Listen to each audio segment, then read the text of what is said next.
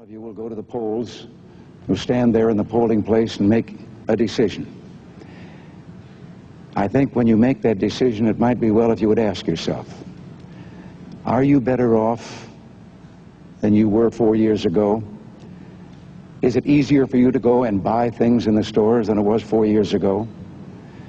Is there more or less unemployment in the country than there was 4 years ago? Is America as respected throughout the world as it was? Do you feel that our security is as safe, that we're as strong as we were 4 years ago? And if you answer all of those questions yes, why then I think your choice is very obvious. Well, I don't think they're better off than they were 4 years ago. They're not better off than they were before Lehman's collapsed, before the financial crisis, before this extraordinary recession that we're going through.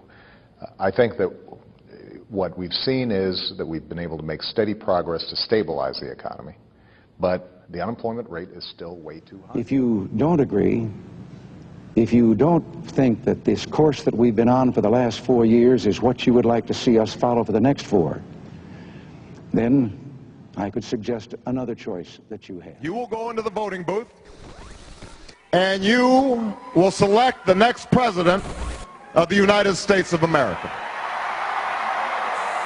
I think elections are about the future. But how do you determine what will happen in the future? Well, you have to look to the record. You have to look to what we say in campaigns. Egotism, and what we have done during our narcissism.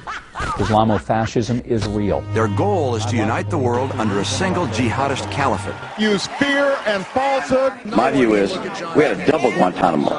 What do you talk about when you have nothing to say? This is insane. Some of these people frighten me. They frighten me. President Bush has talked about our staying in Iraq for 50 years. Maybe 100. The danger from Iran is grave. Well, I'm not concerned about the voters. It'll be a really nice fruitcake. But I can't be president unless you choose me to be, and I hope you will.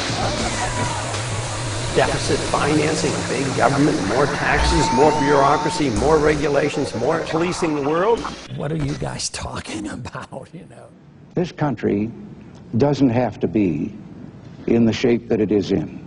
We do not have to go on sharing in scarcity with the country getting worse off, with unemployment growing.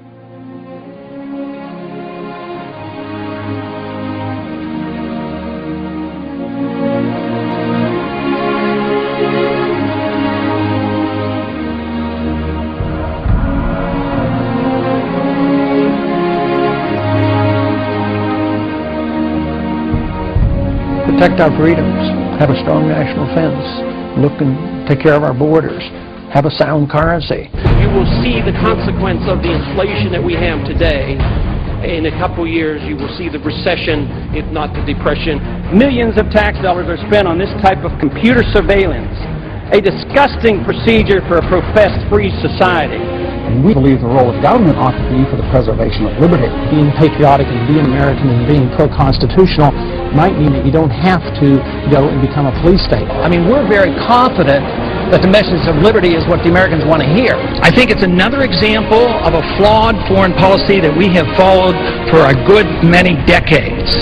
It now finds its way into the rapidly expanding real estate bubble. But the fact that we owe this to Afghanistan, you know what we owe? We owe a responsibility to the American taxpayer.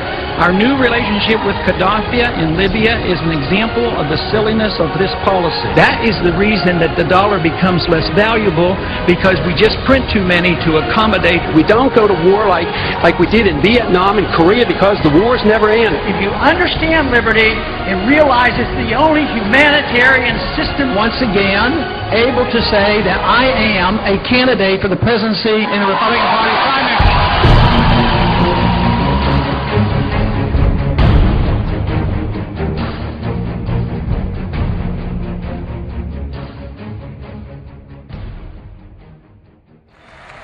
Ideas spread, they can't stop them. An idea whose time has come cannot be stopped by any army or any government.